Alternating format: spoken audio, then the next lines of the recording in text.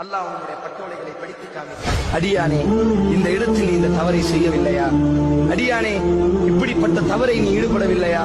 அடியானே, இப்படியெல்லாம் நீ தவறு செய்திருக்கிறாயே என்று அல்லாஹ் அந்த ஒவ்வொரு தவறையும் அவனுக்கு முன்னால் சுட்டி காமிப்பான். அடியான் அழுது கொண்டே சொல்வான், நாம் யா ரப்பி, எனது கருணையாளனே, என்னை படைத்த ரப்பே, நான் அந்த பாவம் செய்திருக்கிறேன் யா அல்லாஹ், நான் அந்த பாவம் செய்தேன் யா அல்லாஹ், நான் அந்த பாவம் செய்தேன் யா அல்லாஹ், நான் அந்த பாவம் செய்தேன் யா அல்லாஹ் என்ற அடியான் அழ ஆரம்பித்தவுடன் அல்லாஹ் ரப்புல் ஆலமீன் சொல்வான், நண்பு அடியானே, நீ கவலை அடைய வேண்டாம், உனது கால்கள் நடுங்க வேண்டாம். உலகத்தில் அந்த பாவத்தை நான் மறைத்து வைத்தேன், உலகத்தில் அந்த பாவத்தை நான் வெளிக்காட்டவில்லை. நீ எனக்காக வேண்டி வாழ்ந்தாய். நீ பாவம் செய்தாலும் என் பக்கம் நீ மீண்டு வந்தாய். நீ பாவம் செய்தாலும் என்னை மன்னிக்கக்கூடிய ரப்பு ஒருவன் இருக்கிறான் என்று அந்த பாவத்தை விட்டு திருந்தினாய். என் பக்கம் நீ ஓடி வந்தாய். பகலிலே பாவம் செய்தால் இரவிலே கரத்தை தூக்கினாய். இரவிலே பாவம் செய்தாய், பகலிலே கண்ணீர் வடித்தாய். இப்பொழுதும் கண்ணீர் வடிக்கிறாய்.